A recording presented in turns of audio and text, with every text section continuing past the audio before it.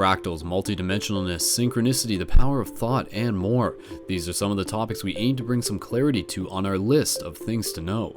I'm your host, Skull Babylon, and you're about to listen to another consciousness-boosting episode of Paradigm Shift Radio.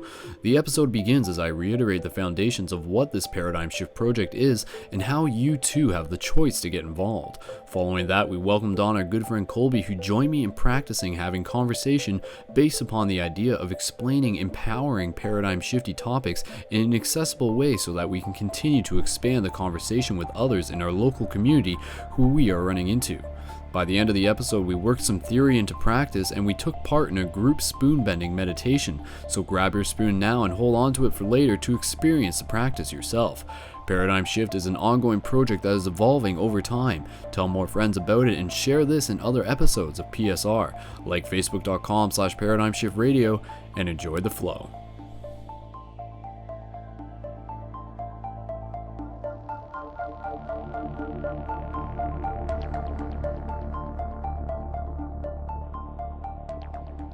Good evening, good morning, and afternoon. Hello to all of you, wherever you are and whenever you are. This is Brendon, aka Skull Babylon, and of course, guys, didn't sort of glitched out at the beginning of the episode. I didn't get my actual mic check in during the prelude, but you guys can tell me now that everything is sounding a-okay, and we'll just keep rolling along with where we're going to be taking the show tonight, which is something I'm pretty excited about because it'll be really interesting for us to see what we can make out of it, and I emphasis on we because I'm going to be expecting a variety of people to be calling into the show tonight. So again, people in the live chat, big shout out to you guys. If you guys can keep boosting the show within the first couple minutes, I'm going to be going over some community news, and we'll get started on the list of things you can know, the list of things to know, the list of things that will benefit your understanding of this perception of reality and the paradigm shift that we are all undergoing at this moment. If you're listening to the show, then kudos to you, and thank you for being on board with what we're doing here. And what we're doing here, a lot of it can be checked out at ParadigmShiftCentral.com, and I encourage you to check that out, and feel free to browse it while you're listening to the show. Check out some of the stuff that we got on there, though keep in mind it is under construction, and I'll be referencing the website a couple times later throughout the episode, because that in itself is one of the things that I want to talk about and things to know. But Paradigm Shift Radio is a branch of Paradigm Shift Central, and Paradigm Shift Radio is a show that we've been doing for over a year now, so you can go back and listen to lots and lots of past episodes, and we've covered a huge amount of topics, and there's still like an infinite amount that we can still get into. I like to think of doing this radio show as just a comparison to venturing through forest upon forest upon forest. I mean, can you imagine how long it would take? You could spend lifetimes just going through forests and endless forests that actually exist on this planet. Go hang out in some forests and walk through trails, and you'll know exactly what I mean. So that is like the aspect of what we can do here with Paradigm Shift. We can cover a lot of ground. We can cover a lot of topics. And tonight we'll be compiling a list, a condensed list of sort. But again, I just want to emphasize to you guys that Paradigm Shift Radio is something that we do of service. And by we, I mean anybody who's contributing. And myself is the person who is doing a lot of the production work behind this. And there is pre-production and post-production.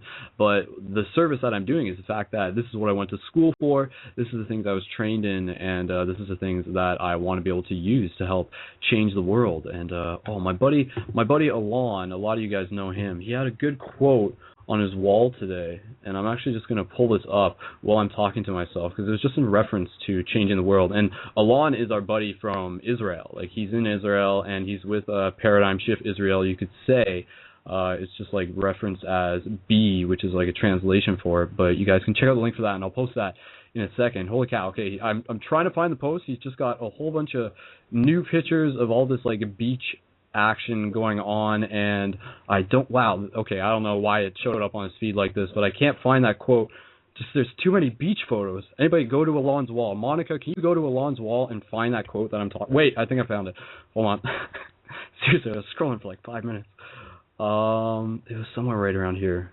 Where was it? I don't know. I don't want to let you guys down and not find it. Maybe it was like translated. I don't know. Anyways, the whole point of his quote, without actually being able to quote it, and I apologize for the just like discourse there, but he's got a Yoda quote. Okay, I'm gonna read the Yoda quote anyways. It says, Yoda, You must unlearn what you have learned. Ooh. And then he's got a picture of horses, and it says, to remember who you are, you need to forget who they told you to be. Ah. So I think that's actually pretty relevant. If anything, maybe that was a quote that we were supposed to sort of kick things off on. But the other quote that he was talking about, and Alon's a great guy, and shout out to him, I know he'll be listening to this episode in the future, it was just about changing the world through the smiles and like the little things that we can do for other people. And that's a big part of what this paradigm shift thing is about. So I do want to go into that direction of what is the things to know. In terms of things to know, I want you guys to be able to know what this paradigm shift vehicle, what this paradigm shift project, what this movement, what this energy is, as in what direction is it going in, what is the intention, what are some of the intentions, what are the collective intentions, what is the potential, and what is this like playground that we are working with, because ultimately, and I use that term sort of like arbitrarily, but ultimately, there's a lot of what we are doing that is structured around individual choices that I choose to steer this project in. As, again, a lot of you know, like this is something that this whole paradigm shifting, which literally started as one community in my college as a club. Like, keep in mind, this is 5 years ago. I was just some guy as a student saying, I want to create a club where I can find other people who are interested in talking about things that are outside the box. That was it. That was a social experiment behind the whole idea. And then to be able to do that and find other people, that's what I did. And it started happening, and right from the beginning it was called Paradigm Shift. And then from there, by showing that we could do it in the college, it expanded out into the city, and we had meetings now at the yoga studio. And then by proving that we could do it here in London, Ontario, Canada, because that's where I'm located, not London, UK. That's why I don't have an accent. Some people still think I'm in London, UK. I know that's like a hard thing to reprocess, but London, Canada, what the hell? But what I'm saying, and again, a lot of you already know this story, but I just want to reiterate, put this into this list of things to know. The list of things to know is what this whole paradigm shift project is, and again, where it can go. And I'm going to kick on, just really hit on a really key thing that I've been wanting to talk to you guys about. So what it is, it started off as a single thing in a club, as a college, evolved into a city-like-wide thing that's still evolving today, and it's still like, it's a hub, it's a network, and then from there having other paradigm shift communities across the world in multiple locations, which there already are.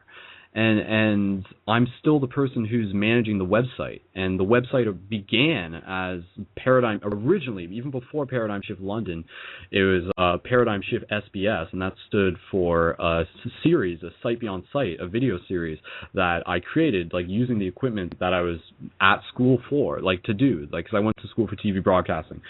So the purpose of this, the purpose of what we want to be able to do, is we want to be able to work and create with our own, we want to create our own media. That is like the key thing that we want to do, and that is what we're doing right now. This radio show is media. We're getting kind of like meta here because we're like talking about the radio show on the radio show, like, whoa. But like this radio show, it's this thing for us to be able to practice in the same way that Paradigm Shift communities, they start off in the club as a college, as just a space. And that's still exactly what it is. That's still exactly what this radio show is. It's a space. It's a sandbox. It's a place for us to come and talk and to practice talking, really, really to emphasize on practice talking. Like that is like the key thing. It's all practice. So, I mean, that's why we want people to be comfortable with being able to get in on this. And what we're moving towards with the whole idea of there being different paradigm shift communities, it's really interesting because where we're going right now, everyone can see this. The information age is changing the way we receive information. People don't read newspapers anymore in the same way, or, I mean, it's just not in the demand. But there are people who actually love newspapers, don't get me wrong. I mean, that's a discussion in itself. But the point is that in order for some media to be successful, I think what we're moving towards, and it was really interesting because I heard this while listening to CBC radio, which is like Canadian radio, and that's just all talk and stuff. And I was listening to this on the way home, and they were talking about this, but I'm just literally kind of reiterating what they said, what this guy on the radio said. But he was talking about how an important thing for what is happening now is for people to create their own media, for people to create their own form of journalism where there is a personal relationship between themselves and their audience.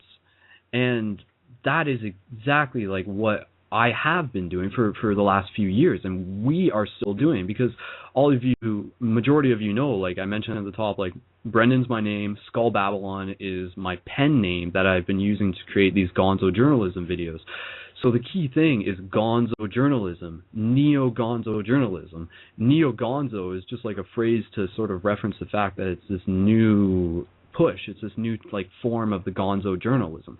And gonzo journalism, a lot of you know that's a reference even to like Hunter S. Thompson. And basically, he was kind of coined as the guy who like initiated it, but even though I would think it would exist before, I don't know. But gonzo basically just means that the person doing the journalism has some sort of invested relationship with what they are reporting on. So what we want to be able to do, and I say we as in all of us, what I want us to be able to move towards is this idea of more people taking on the role of neo-gonzo journalists. And that's a big part of what the new website is going to be designed around. So we want people to get on board with this, and right now, just because the website's being upgraded, if you're like, hey, you know, like, this sounds pretty exciting, I want to meet more people in my community, I want to get involved with, like, being a gonzo journalist, whatever that may mean for me, and to be able to, like, get involved with taking on a form of responsibility for changing people's lives. And going back to, like, what Alon was saying, even just by the way of making a person smile, you're not changing, like, the world, but you're changing their world. Like, that was basically what his quote said, and I was like, yeah, that's really powerful, you know, like, changing an individual's person's world is a big thing, and that begins when we take action opposed to just theory. I mean, a lot of you have even seen the Waking Life movie, and there's like those guys and they're talking, and then they see like an old guy who climbs up a phone pole, and they're like, what are you doing up there, old man? And he's like, I don't know. And then they're basically just like, well, he's no better than us. Like, he's like all action, no theory, and we're all theory, no action. Well, that's one thing that we just need to keep in mind, is how we are balancing the action side of our roles within this paradigm shifty stuff. And the paradigm shifty stuff we'll get to in a minute is basically like this idea. Oh, shout out to Roscoe. I guess he posted that video. So yeah, thanks for reposting that, man. Or making one person. Oh, was that Roscoe who said that? Oh, Roscoe. Maybe that's why I didn't find it on Alon's wall, because Roscoe is claiming that he's the person who originally gave that quote. So making one person smile can change the world. Maybe not the whole world, but their world. So I apologize. Yeah, that was okay. Well, my mind glitched out there, and then we pulled that Yoda quote from Alon's page, so it all worked out, and Roscoe gets full credit for the original quote. And Roscoe, again, like, this is just a, you know, cool example of like community and what we got going on here with the paradigm shift thing. Like, Roscoe is another paradigm shift community admin from Paradigm Shift Dresden, which is a town not too far over from where I'm located. And yeah, so shout out to Roscoe and any of my other paradigm shift community admins on board. And again, like, that's going back to what I was talking about. That's what we want more people to do. We want more people to be involved. We want more people to take up the role of saying, hey, I can be a paradigm shift community admin. And emphasis, like key emphasis, if I know a lot of people listen to this show, and I mean, even if it's just like, when I say a lot, it's still, like, to be honest, this may surprise you guys, but like in total between the shows that get listened to, or at least recently within the last few months, it's about 1,500 people. Give or take 1,500, 2,000, but the Facebook page has close to 5,000 likes or whatever. But I mean, that's a lot of people, but in terms of internet stuff, it's not super huge. But that was the thing I was reflecting upon today, is that accomplishment and popularity are two different things. Because to be honest, I see Facebook pages that have like a whole bunch of pages, like a whole bunch of likes, like as in like 300,000K. So I mean, think of 300,000K, and then you think about of 2,000K, which know about the paradigm shift and are listening to this radio show. Are you the person like who has been listening to this radio show? And like, what we can accomplish with 2,000 is like unsurmountable. Like, we can do a lot, especially if we're just like creating this network where we're all connected in different cities. And all of us are already doing this. We're already doing this in some ways. We're in different stages. We're in different steps. But what I was going to say, if you are a person who is going to college or going to university, or perhaps even still in high school, or perhaps even still in grade school. Maybe that just be too crazy. Well, actually, no, it's not, because I'll explain in a second. But if you're a person who is in any of these institutions where you have access to rooms and so forth, I encourage you to create a club, a paradigm shift club, in your college, in your university, wherever you are, because like that is a great way. Sometimes doing a whole city, that's a pretty daunting thing, and that's not how we did it in Paradigm Shift London. Like, it didn't start as Paradigm Shift London, it started as Paradigm Shift Fanshawe College, and then you take that plant out of a small pot and you put it into a bigger pot once the plant is strong enough. Like, if you just take a small plant and put it in a big pot, it can be a hard challenge, and so yeah, just a reminder to anybody who's going to be in school to get on board with signing up to be a Paradigm Shift community admin, and that's totally volunteer, and you can go to the Paradigm Shift community admin page. So for anybody, there's 20 it's 30 people in the live chat, which means there's more people listening. Somebody else who's in the live chat, just because I don't have my Facebook right in front of me, well, I do, but you guys, somebody post the Paradigm Shift admin group is what I'm basically saying, and then anybody who's in the live chat, feel free to join the Paradigm Shift admin group, and I'll paste that on the Paradigm Shift Central page, so facebook.com/Paradigm Shift Central, and the admin group is just a group that we are all in, where we are just like throwing ideas back and forth. It's potentially a sandbox for that, and just staying in the loop, but sometimes it's less active, sometimes it's more active, because everything goes through sine waves and cycles, and I assure you that, like, as the website gets upgraded, we'll be migrating individual pages to the websites and be able to organize them in a more coherent way that is not totally dependent on Facebook. So if people so thanks to Roscoe and Andrea for posting that. What I'm also going to say, if you go to ParadigmShiftCentral.com, and I'll post a link for this, ParadigmShiftCentral.com, one sec, central.com/London. So if you guys want to go there, check that out if you're in the live chat, ParadigmShiftCentral.com/London. So that right now, that's just the temp page that, well, I mean, it is active. It is active, though I'm still adding to it.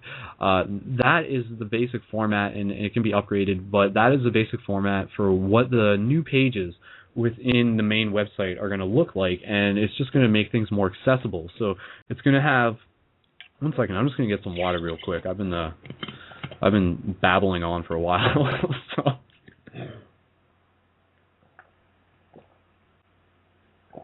So what I was going to say, and then we'll jump off this, because I mean, I've been covering all this ground for like 20 minutes and everything.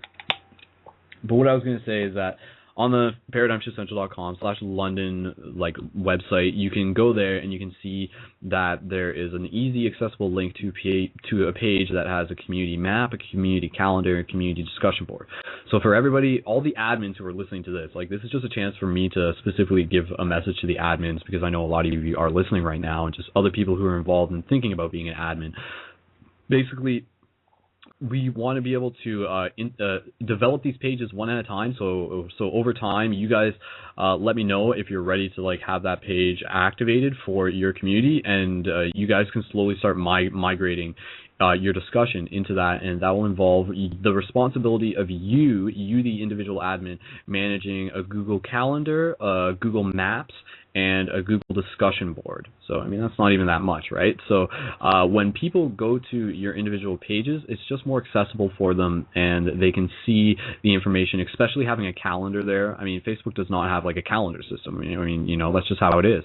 So if you go there and go to the calendar, like, that is a good way for people who are new to the link, who find out about it for the first time for whatever reason, to be able to see what's coming up and how they can get involved, and to invite them out. So, I mean, it's good if people are liking your Facebook pages, etc., but we want to be able to get people out and into the location. Hold on, guys.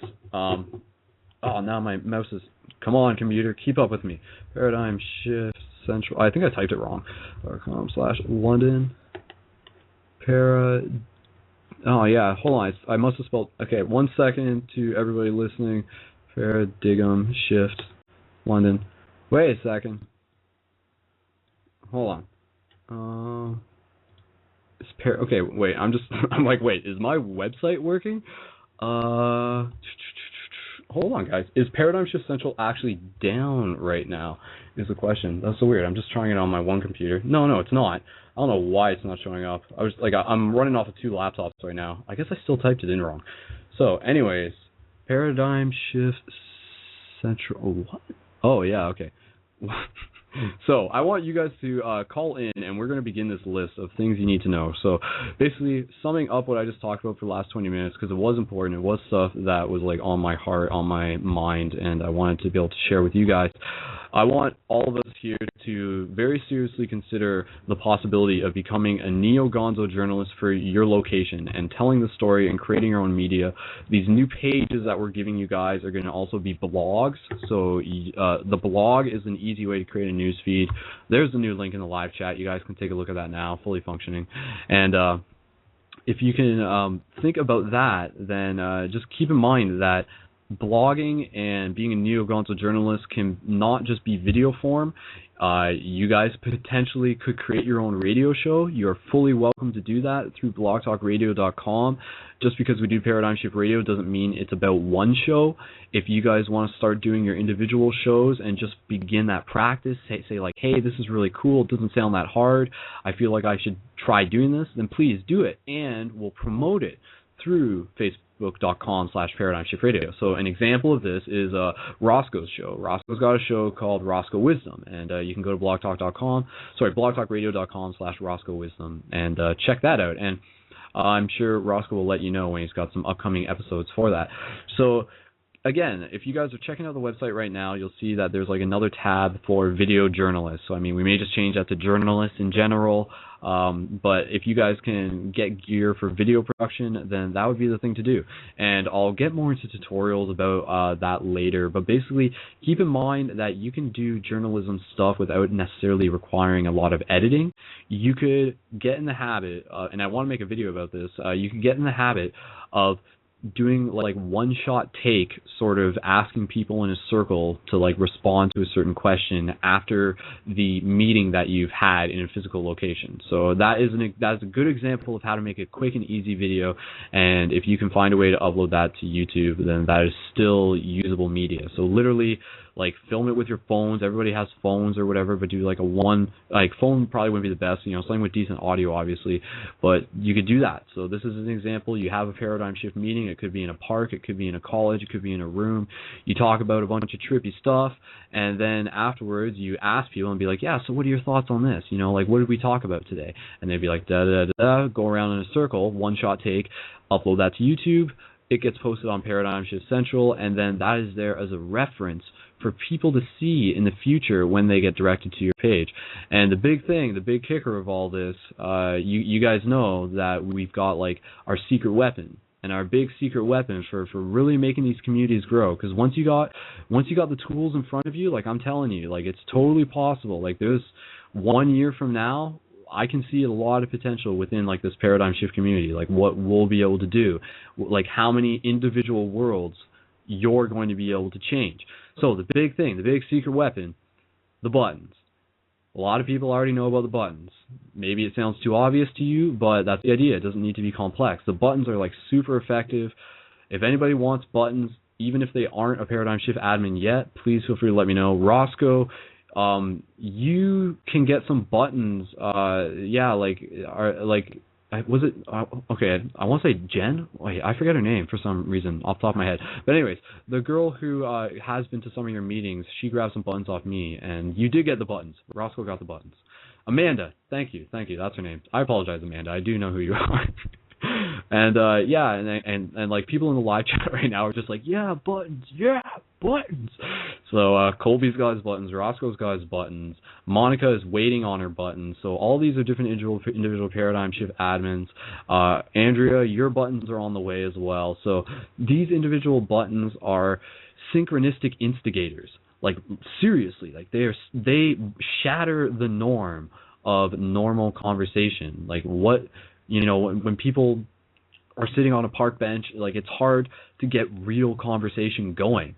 But if you give a person a button, then that in itself could be like a huge instigator to conversation, because each one of these buttons, and if you go to paradigmshiftcentral.com/buttons, so very easy to navigate to, you can find more information about them there, though I'm still building that site, and it's going to be like a catalog, and you'll be able to get like the proper ordering form, but you can still order them now if you email me through the link that's posted on there. But basically, the buttons are incredibly useful, and each one is sort of designed to have a conversation that can be sprung out of it. So I mean, whether whether the picture on the button be something related to sacred geometry, it could be something related to esoteric symbolism, things like the flower of life, simple things like the yin yang, people meditating, like silhouettes of people meditating. The Paradigm Shift sigil is actually a really cool one. Again, if you guys are on the Paradigm Shift Central site, the sigil's the thing at the top of the page. That in itself is very powerful, and I've had other people tell me that, even when I just ask them, they're like, what do you see when you see this? And there's like it feels powerful, like it looks powerful. But I mean, I always ask people, like, what do you see in the Paradigm Shift sigil too? Because I mean, there's a lot to it, but what I'm saying is having that on a button is really interesting when people choose that as like their button choice, because the big thing with the buttons and the whole idea, and so I'm just going to spend the entire rest of the episode just talking about buttons. You guys don't mind, right? But on the awesomeness of buttons, the way how they work, and I'll just explain this, because again, this is things you need to know. These are part of the tactics that are literally changing the world. Like, I'm doing it, people are doing it. It sounds like it's like freaking ridiculous sometimes, but buttons is changing the future, like button revolution. And it's awesome because the tactic that I incorporate into my button tactics, and keep this in mind for the people who have them on me, I have them on you. When I have them on me, I walk around in areas with a free hug sign. So I have a free hug sign holding it up in front of me, and on the back of my free hug sign, or behind it rather, I have a folder, and in the folder I have a bunch of buttons that are stapled, or not stapled, but just buttoned to it. So it's a flimsy folder, and it's really easy. And then when people give me a free hug, then I'm like, oh, do you want a free button too? After we hug, and they're just like, whoa, And then from that point, you give to them, and you ask for a donation, like after, you just say, like, you can have it for free, but we like welcome donations, like if you want to donate or anything, that's cool. But you make sure it's clear that you're giving it to them either way. Because, I mean, you don't want people to get turned away from a button. Another rule for buttons that you can work with, you can play with it, is the idea that everybody gets their first button free. But again, depending on how many buttons, it's just an idea, so you can sort of juggle it around. But from there, the buttons have the website. So the buttons have the Paradigm Shift Central website, and when people go there, you can tell them to run a search for your local community where you are. But if you don't have a local community yet, but again, we obviously encourage you to consider starting one up, so join the admin group. If you don't have a community yet, you can still direct them to the main website, and that will at least let them know about the radio show and tell them about that in conversation. Be like, yeah, they got this cool radio show with these people, and they talk about awesome stuff. So, yeah, we still got to talk about some awesome stuff, because, I mean, this is all awesome, and this is all important. Like, this is, like, part of the revolution, guys. Like, this is part of the conscious dawn. Like, if you're listening to this, you are a part of the re-evolution of consciousness. And I know I've said that before, and I know it kind of sounds like John Connor and Terminator and stuff like that, but maybe it's not so different. Maybe there's a reason why we sort of see those archetypes, and maybe there's a reason why the radio is still a very lively medium. It's great. It's great just to be able to use it and get this information across and be able to share success and tactics and future visions for how we can create this world and just coordinate. So, I mean, the Paradigm Shift community would not be what it is without the radio show, and it would not be what it is without your cooperation through the radio show. So, guys, in terms of things that you need to know as we get moving along with the main theme of this episode, and I think you guys got the point, is that ParadigmShiftCentral.com wants you to be a Paradigm Shift admin. So join the admin group, and I'll post a link for that on Facebook.com/ParadigmShiftCentral, or just go to ParadigmShiftCentral.com and you can find all the links through there. And consider becoming a gonzo journalist. So that means maybe you already do photography. Gonzo journalism could simply be writing, and it can also just be like video and pictures or whatever. So consider that, think about it, be inspired by what other people are doing, and yeah, that's what we want to work towards. So sound good, guys? Can I get a response from live chat? Does that make sense? Does anybody have any questions? I'll put that out there. If anybody feels that there needs to be some clarity, because the good thing about all this is that it's not super complex when you get down to it. This whole paradigm shift, like tactic, this whole like strategy behind it, it's not super like complex. So, but it is like very effective. It doesn't need to be super complex. It's all just about buttons, creating physical space, inviting people out, and then a big part of it is just allowing the synchronicity, allowing that energy to flow through. You like begin building a pathway for the energy to sort of come into being, and the journey is is totally different, totally unique for everyone. So I encourage everybody to take that journey of creating a paradigm shift community in your location. So hopefully after this episode, I'm expecting to see a fair amount of new people joining into the Paradigm Shift admin group so that people can get on board, because the more people the better. And again, just joining the group means that you'll be in the know once things continue to evolve and that website is more upgraded, and we're just moving through that next phase, because that's essentially what we're going through with Paradigm Shift. Like all things, it goes in waves, and those of you who have been following the Paradigm Shift for a while, you've seen the evolution of it. I mean, you guys tell me, like, it's been something, right? Even just a year ago, what it was before that, and it's going to continue to evolve. So what are we evolving it into? What are some things that we need to know as it continues to evolve? So, some things that people need to know. You guys tell me. What do you guys want to talk about? I want you guys to call into the air, and we do have Colby on, so think about that for a second. And I'll just give you a list of things that I feel are the key points, and then we can get into discussion as to like what they actually mean. So things that help us understand this reality. If I were to try again at this point, okay, hold on. Let me just well, another thing that I do have to mention real quick, because I'm just like going over my notes here. So before I jump into this, I just got to remind everybody who's in London, Ontario, Canada, that on September 28th we are having the Look Fest 2013, which is the fourth year that we're doing this, and this is an awesome festival in Queen's Park, and it's an arts and eco fest, and you can go to www.facebook.com/lookfestlondon or lookitsaparty.ca, but I'll share more information about that. But I did just want to mention that so people in London, Ontario know about that, so that we can get more people involved with that. But things we need to know. I wrote down fractals, I wrote down multidimensionalness, I wrote down thought power and Jedi stuff, and creating creative space and divine timing and UFOs and politics and food. So those are just some of the things that I got on the list. But the point is for us to be able to talk about them further. So at this point, I'm inviting anyone to call into the show to get on board. Maybe it will be one of our Paradigm Shift community admins who is ready to jump on to air with us. I can see Colby is listening in, but he's not queued up.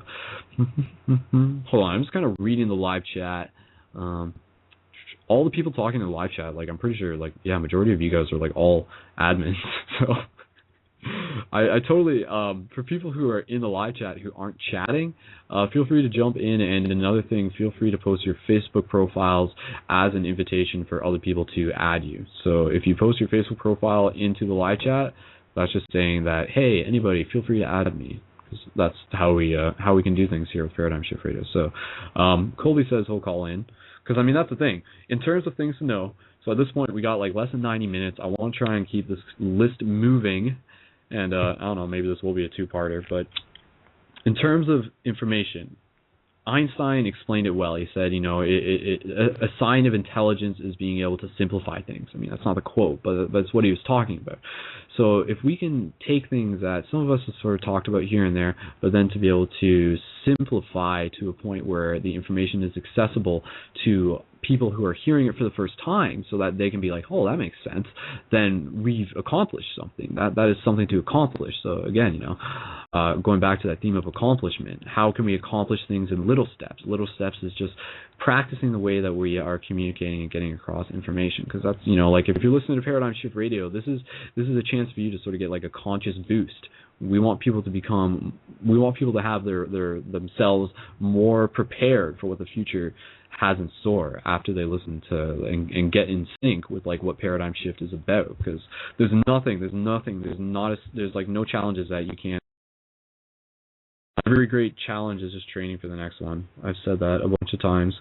So what we want to be able to do with these themes is to be able to explain them in a way that if somebody's listening to the show, as if someone else, be like, how does this make sense? Like, can you explain it to me? And be like, okay, here we go.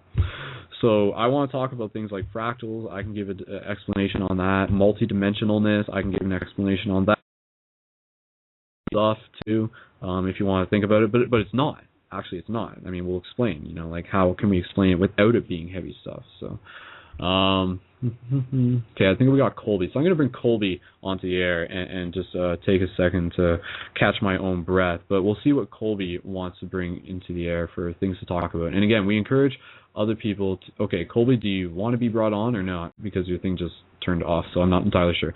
But again, we encourage anybody else to call into the show. You can call in a number that you can dial in with your phone. I think it's a West Coast number, so keep in mind your like distance plans or whatever. But that number is 347-539-5493. Again, to call into Paradigm Shift Radio live, call 347-539-5493. And, okay, we're going to bring Colby on. All right, so Colby from Paradigm Shift, currently Tallahassee, and recently, or he's had buttons for a while, so. But again, we're not going to go on another button rant. We'll save that for another episode. I know we could do that. We could just spend entire episodes talking about buttons. Another time. Colby, I'm going to bring you onto Paradigm Shift Radio, and we'll go from there. Okay, presuming he's ready, because he dropped his call icon thing. Colby, whatever, I'm bringing you on anyways. Colby, are you ready? Hello, guys. Oh, okay, he's grabbing headphones. That would make sense. Am I getting feedback? It's all right for the second at least. So, Colby, again, is from Paradigm Shift Tallahassee. So, anybody in Tallahassee, which is in Texas?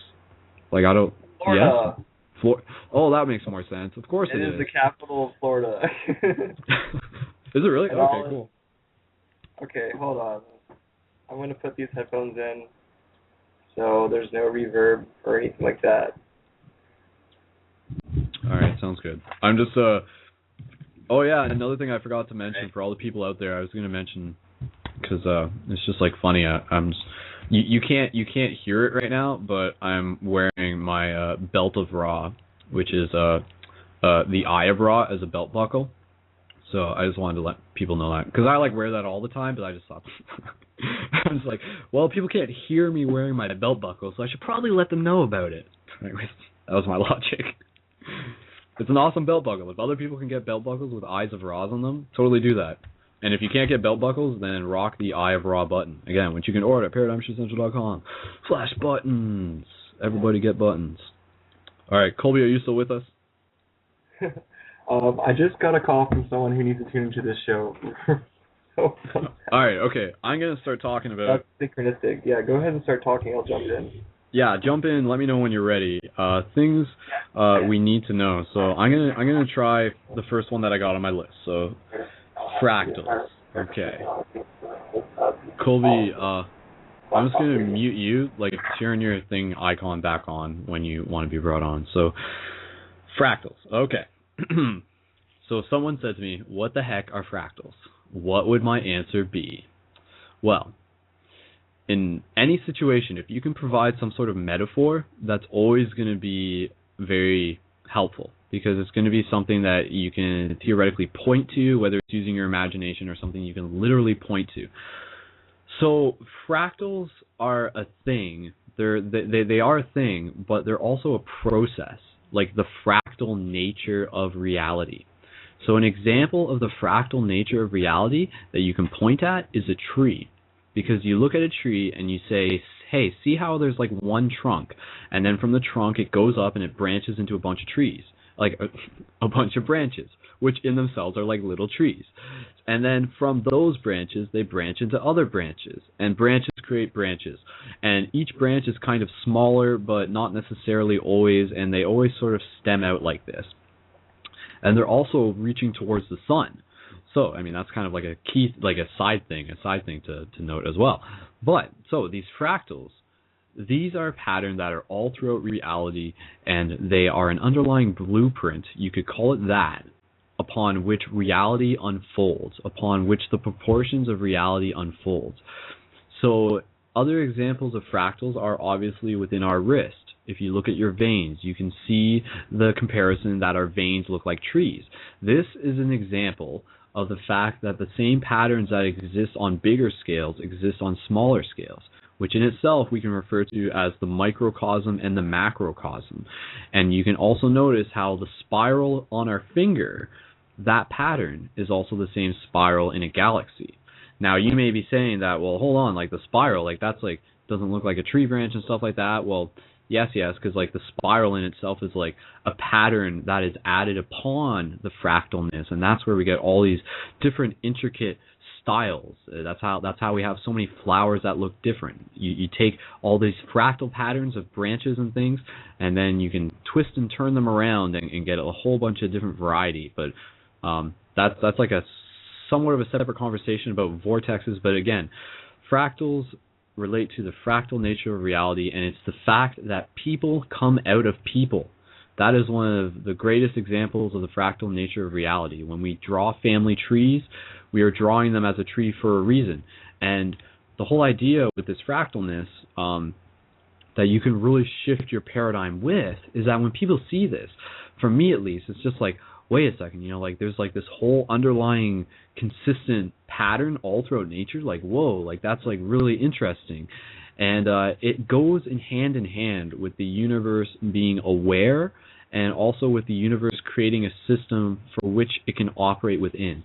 Because ultimately what we're trying to do with trying to understand and know these things is that we are trying to gain an understanding of how this reality works for us. So the best, like, this is actually going into like a Terence McKenna quote, but it's really like it's the idea that we actually have responsibility to figure out how this reality works, because the only person who's like understanding is going to benefit us is our own understanding of how this reality works. So Colby's ready, and we're going to bring Colby onto the air. So you guys tell me, was that an okay explanation of fractals? Because, I mean, the fractal conversation in itself branches off into other conversations. Now, again, like, you can get, like, because I didn't really talk about the non-locality of fractals, and you can get into, like, the conversation of Mandelbrot's. Another interesting thing about the fractals is the idea that, like, one effect on a small fractal, like, affects to a bigger fractal. Oh, okay, the big thing about fractals, I guess you could say, is the idea that they are also a representation of infinity, but not as good as a representation for someone who's trying to understand it the first time as something such as sacred geometry. So, Mandelbrot set is you can look it up, it's like an image that you've seen, but it's a computer rendition of fractal type patterns. And I would think everybody's seen the Mandelbrot set, but again, obviously not everybody has. And check that out, and it's just an example of you can like zoom in on it and stuff. But that doesn't look like branches. So another thing that's actually really interesting is that like fractals exist in forms other than branches, and that's like a really trippy thing. But I know I was thinking about that the other day, like the idea though, it's the fractal nature. Again, fractals, the thing that we can point at that's a good example of a fractal is the way the tree branches. That's the fractal nature. But fractals do exist in other patterns, or at least we perceive them in other patterns because the patterns they exist in have been affected by the spiral, if that makes sense. So, yeah, spirals and fractals. So you got a bunch of tree branches shooting out, and then you got like spirally stuff on top of it. And sacred geometry kind of works on some of that. But again, you guys tell me, does that make sense? Because I'm going to bring Colby on, and he can either add to that, or we can just keep moving along with this topic. And this might be like a two-parter or whatever. So, you guys in the chat, like, give me some feedback in terms of how this is working. Because, I mean, like, I could... Next, we'll just segue this into multidimensionalness. So I'll set Colby up for that. So, Colby, if you're ready, I'm going to bring you onto the air. Here we go. Hey, Colby, Are you with us? Yes. Okay, cool. All right, so Colby, it's open for you to respond to that however you choose, and to just take it wherever you want, just in terms of and keeping in mind that we're trying to like explain this to someone who doesn't know anything about no this idea. stuff. Absolutely. Yeah. Well, I would point them to the ammonite shell, and that's the shell that you see in all those shops. That's the spiral thing. That's a good example, with the lines and all of that. Well, actually, what that is the masculine and feminine representation of the of sacred geometry together in one shell. It's just a primitive example of it. So you have the flower of life, which is all of the feminine aspects of creation, with all the circles. And then you have the Metatron's cube, which comes right out of the flower of life, and the straight lines going from going from the smaller spiral to the bigger spiral and having it off in sections, it's actually coming out in a perfect way called the Fibonacci sequence. So it's not a perfect way, it's the way that nature approaches infinity, the way that it approximates infinity. And it always is approaching and never quite gets there with that sequence, because you can't actually achieve perfection, but nature actually approaches that, and it's something called phi. If you guys never heard of that, it's this number 1.618. It's a ratio that's found all over nature. That it's an infinite number, and it's basically, if you look at nature and you kind of like break it down a little bit, all of these things will just pop out at you, and you'll start seeing it in funny ways. One way that you can look at it is in the human body, and your two front teeth are a really good example of that. If you take the width of your two front teeth and the height of your two front teeth, the proportionality of that is 1.618. If the height of your two front teeth is 1, the width of them should be 1.618. Ideally, everyone's are going to be a little bit different, and so if you guys have really good teeth, then you're approximating phi very well. So this is something that you can look to see in your own body, and it will iterate and approach perfection as much as you allow it to. Just like nature, we chop down trees or forests, or disrupt things in nature that are trying to approach perfection naturally. But this works in the human body as well. If you guys push yourself and push your body, you'll see changes that you didn't even think would take place. Like if you guys start getting into yoga, I'm sure some of you guys have done some yoga, but if you get really into it, you'll start feeling parts of your body that you didn't even know were there. Things will just start filling in. I don't know if anyone's had that experience yet, but I certainly have. It's been really cool. And sickness just kind of goes away as well. Once you start aligning your chakras and aligning all that, allowing that sacred spiral to flow through you and releasing the energy that is within you. We're born with our backs out of alignment. Most of us have scoliosis, which is just a misalignment in the back, and don't even know it. And when you come into awareness of that, and you take it upon yourself to correct that alignment, a lot of things fall into place with your body and in your life as well. It's really interesting. It's very cool. I've had some really profound experiences, many of them, just to prove it to myself, really. For sure, man. Okay, cool. So, covered a bit there.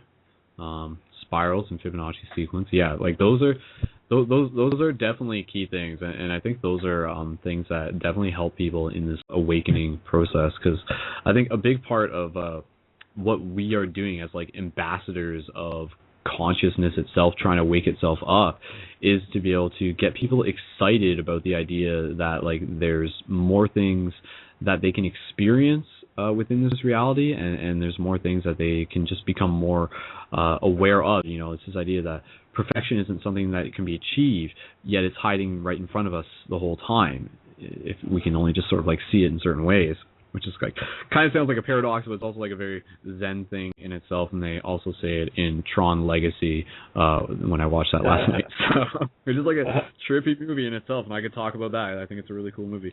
It's something that we approximate as parts of nature, whether or not we know it, and whether or not we do it consciously, we want to approximate perfection. If we start to do it consciously, though, and make moves towards that, then it will happen. And the universe or our body or other people or something is going to spit at us and tell us, hey, this is what we are going to do, whether or not it's something so obvious.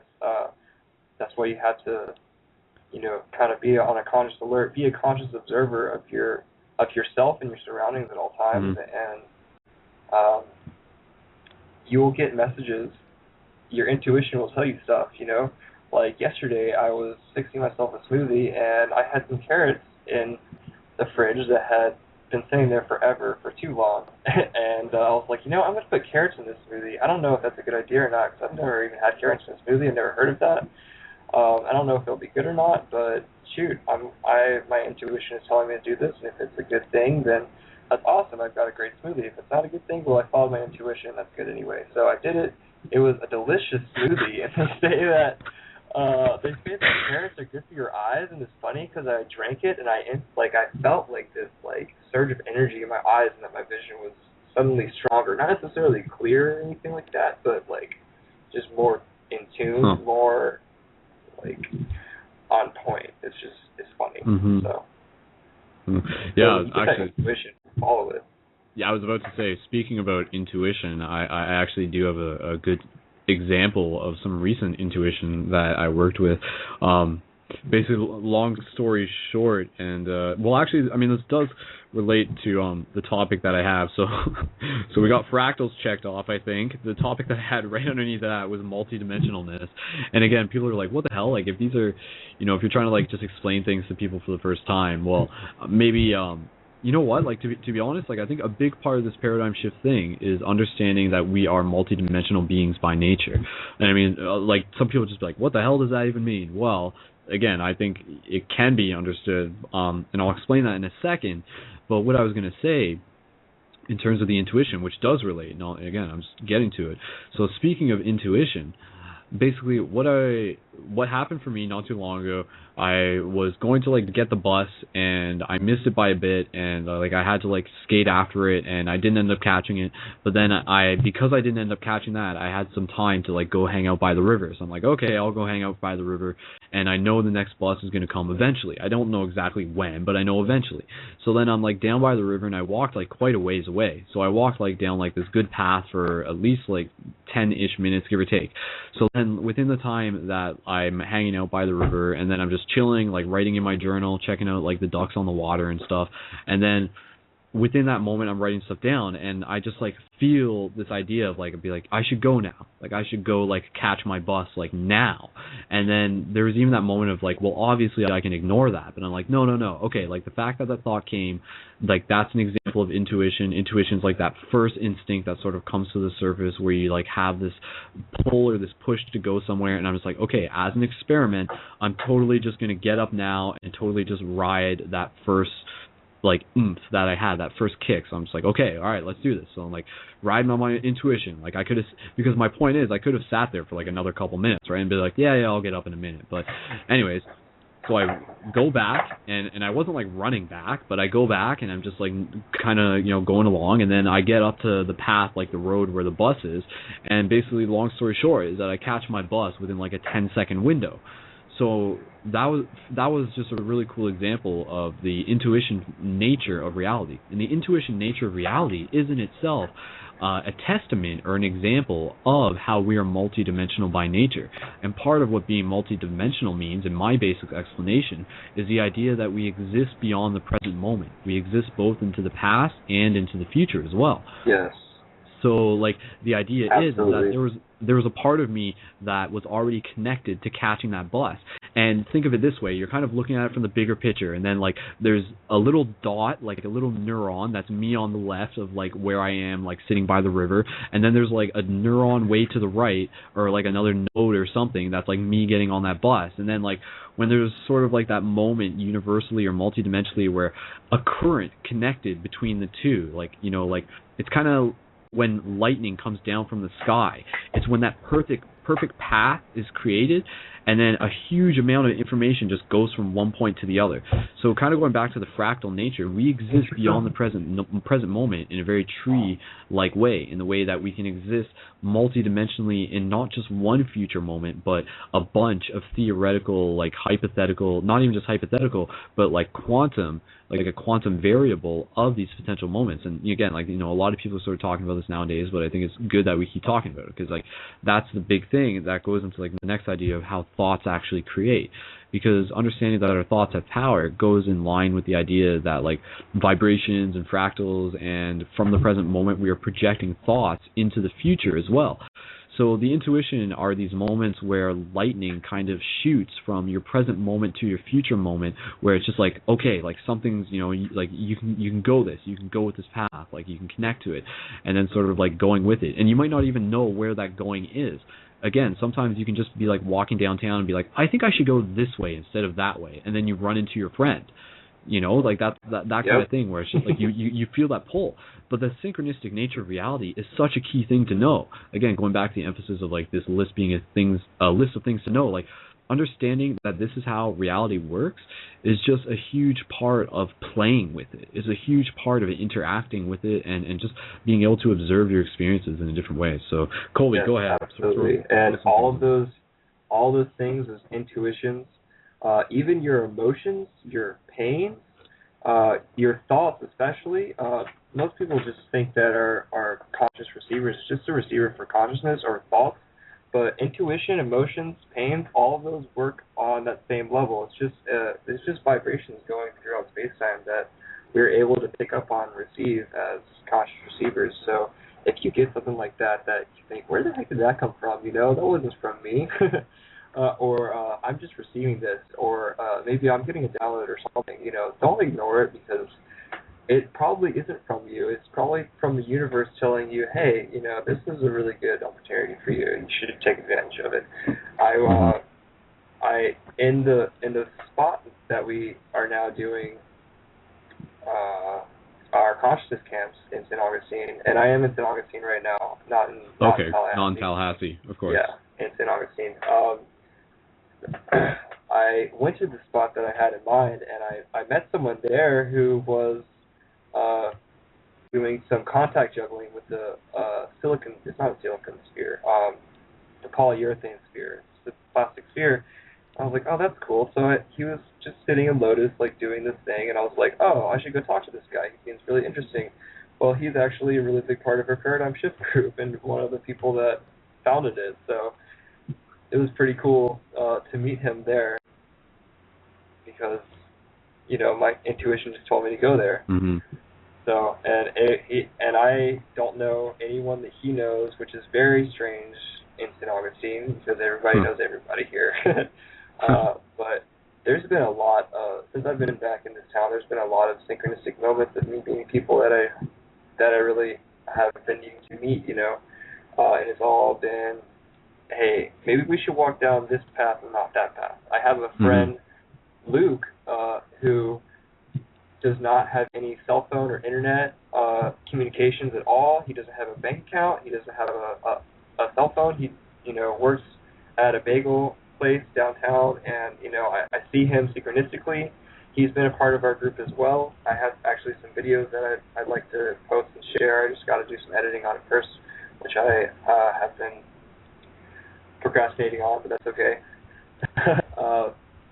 But we had just had a really, really cool time together. We did a movie night where we all watched during To Lucidity. There were 7 of us. It was really cool.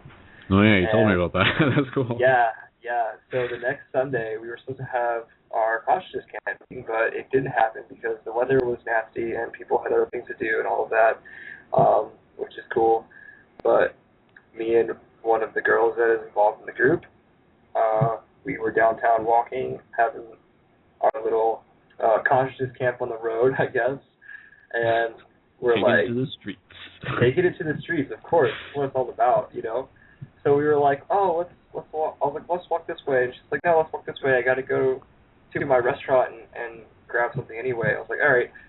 So we walked through her restaurant, and there's Luke and his family sitting in her restaurant having dinner, So we got to see him synchronistically. Exactly. And, met the family.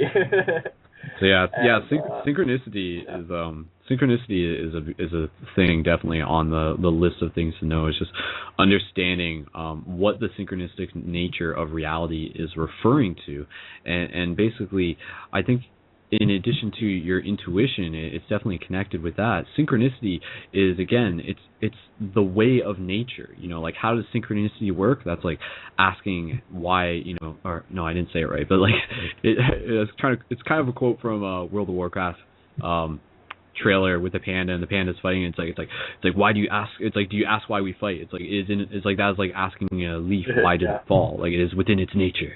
So synchronicity is within the nature of reality, is what I'm saying. And synchronicity, if I were just to explain this in a way to make it accessible, synchronicity is the universe's ability to take something over here or someone from some place and to bring two objects or two people together in a single moment for like something potential to happen. And I know maybe that sounds like kind of arbitrary, or for something potential to happen, or for some sort of message to be conveyed. So examples of synchronicity would be like picking a book off a bookshelf, opening up a page, and reading a line about something that you were just talking about earlier in the day. And another example would be turning on the radio, or just like hearing a song at a certain point that means something to you. And again, synchronicity is like when two people meet. So two friends walking across the city from opposite ends, and yet they run into each other within the middle. And then it gets into like the tricky question of like, well, was that even avoidable? Like, you know, is there something bigger going on? Like, who the heck's steering this kind of thing? But it's a kind of like this magnetic thing where these people are like we are drawn towards each other, and it's not that. It is like subconscious, and it's not that it's against our free will either, because when we can work with our free will, we can ride these synchronistic waves more efficiently. Because I mean, there could be like some guy like walking, like say he's walking across the city, he theoretically, in a quantum sense, has the potential to meet this person who is going to change his life. And then he's walking down the city, and then he like goes, as a very crude example, goes into like an adult video store, and then he just like hangs out there for too long because like he's totally just being pulled by his like desire, you could say, or you know, that adult video store could just be like something else that is not, that's feeding his ego in some way or another, and you know, just like something has been pulled off the path by. So if we can sort of not be distracted by these noises around us, it allows us to be able to go with the synchronistic flow of nature and to be able to run into people in awesome, you know, coincidental ways. So again, the synchronicities, long story short, synchronicities are coincidence with meanings. That was probably the way that you've heard them before, but they're basically the chance for things to come together, for the universe to cause something to happen, change people's lives, or get a message across. It is the universe communicating with itself, which is really interesting when you get it through other objects, because synchronicity is definitely very present in how we use tarot decks and things like that. But I'll pass off to Colby. I was just going to say, and crystals as well. Yeah, like how we find them and how we lose them and stuff too. It's I was going to say like an awesome potential idea if people want to get excited about something of like how to spend their Friday evening or whatever. I encourage you, again, order some buttons and then find a friend, and both of you walk downtown or walk through your city with the intention of giving out some buttons. So like, all right, we're going to, you know, just 10 people, you know, maybe we only have like 40 buttons in total. Today we're going to find 10 people. And when you already say that, it's like already setting out that intention. You've created that vibration, you've created that like thought, and it's crazy. I know it's crazy to think, but the idea is that like if you work with that wave, you will find, maybe it might not be 10 people, but you will find some people. Presuming you live in a town where people also live there and it's not like a population of nothing, then you will run into people, is my point. And I just think that's such a fun thing to do when we create a responsibility, when we have some sort of mission, a fun mission to change consciousness in this way. So again, if people are tuned into this project and they think that idea is exciting, then I encourage them to do it where they are. And the more people that we have doing this, like there is a lot of potential to change worlds. So yeah, absolutely. And I know I'm just reiterating, but like that's it. Like that's like, you know, that's the Hollywood movie that we are living. It is like this epic journey.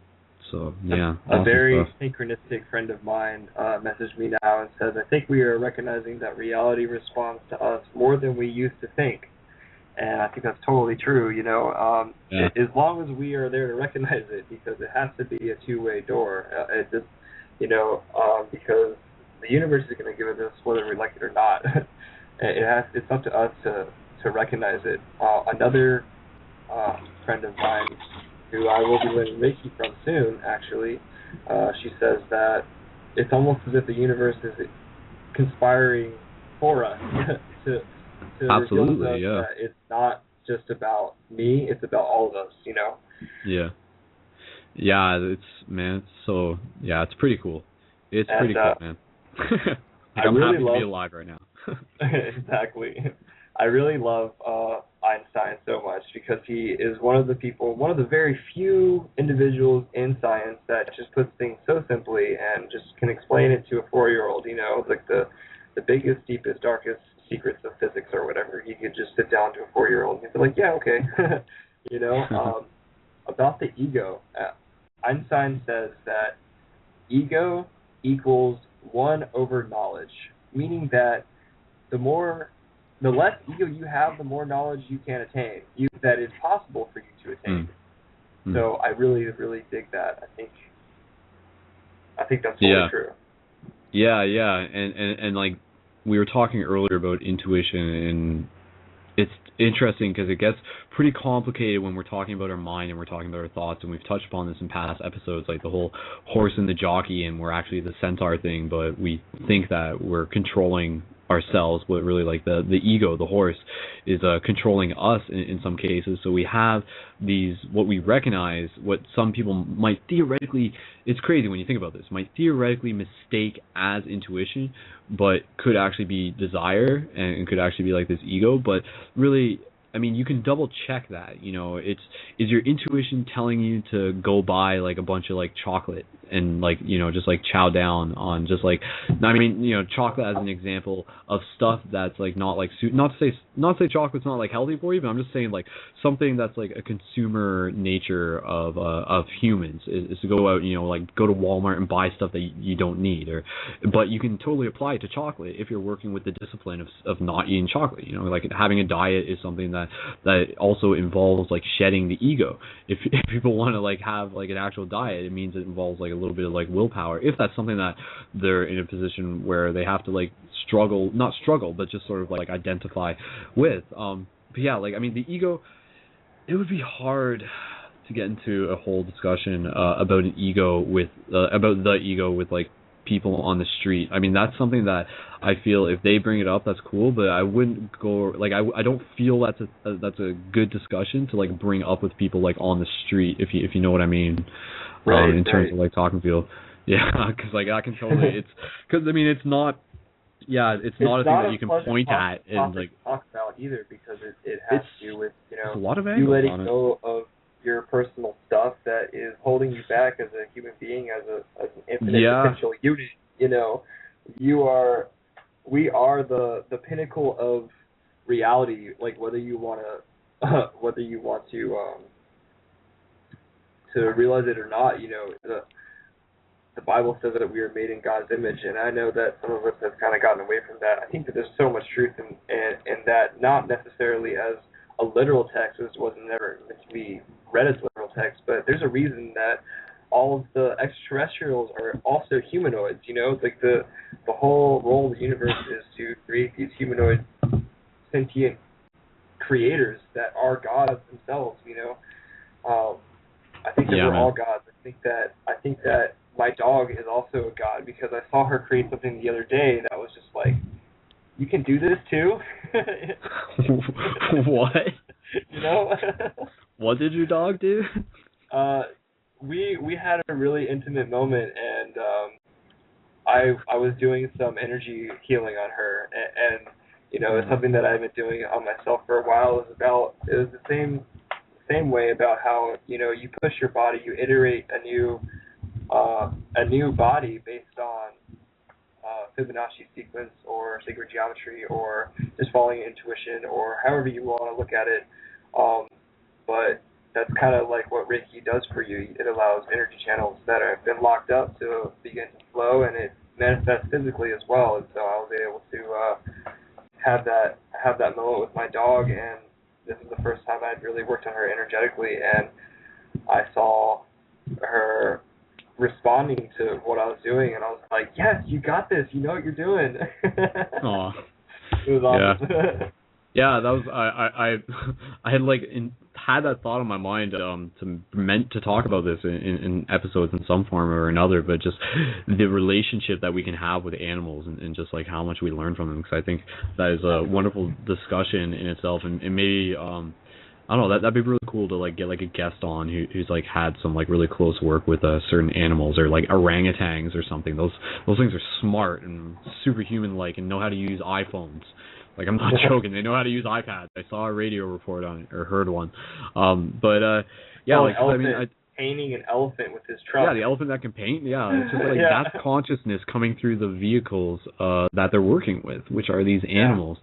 So I mean, we are that consciousness working with the vehicle that we have, which is this super fairly efficient human body. But I mean, or at least has the potential to be fairly efficient.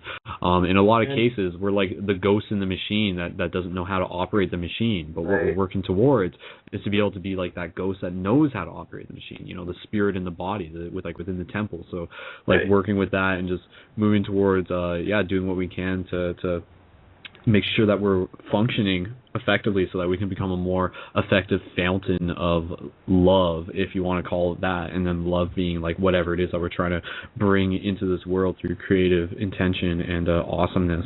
One of the things I was go ahead, Colby.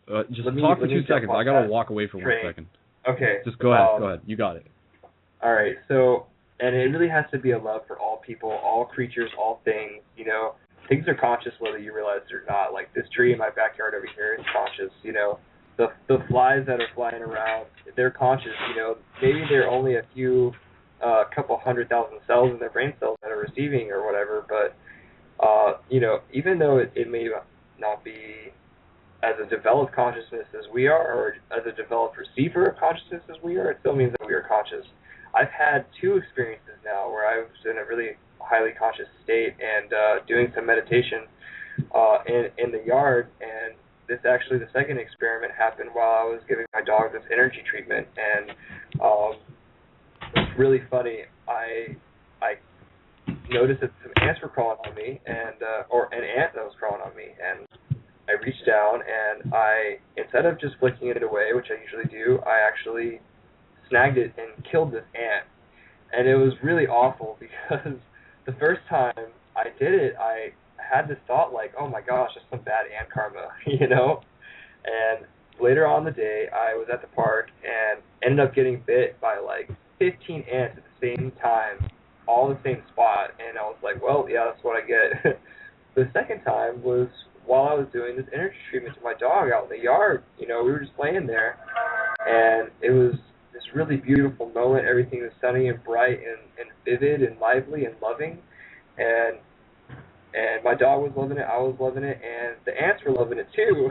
The ants were wanting to come see what we were up to. So I looked down, I saw ants on me, and I reached down and I snagged this ant, and instead of, you know, flicking him off of me, I just pinched him, and I literally felt the beat of his, I don't know if it was his heart or his consciousness. Yeah, like a little bubble was. It was just like a bubble pop or something. Bubble. It was seriously nuts because you it monster. Was definitely, I know, playing God. Isn't that like definitely something that was an external piece of me, but also something that I felt internally as well. Like it was on both sides of me. Like I felt this light go out in a sense. And then in that moment, my dog just like yelped or something. Like she was upset. And then on the road next to my house, I heard like this motorcycle just like, you know, like all of a sudden all this pollution goes in the air and the sun gets dimmer, and my dog like kind of gets up and walks away like she's unhappy with me, you know, like, and of course all the other ants on me at the same time all bite me. So it was so, you know, everything around us is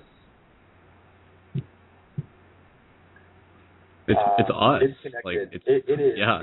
There's really no filters. There's really no separation. I think that one of the biggest lessons I've learned in life so far is that the only illusion of the universe is separation.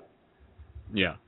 That ant was just feeding into our life force together as a unit, my dog and I and everything surrounding us, just to aid in that moment of energy healing. And as soon as I saw him, I was like, I don't want you on me, you know, and got him. It was like, that's done.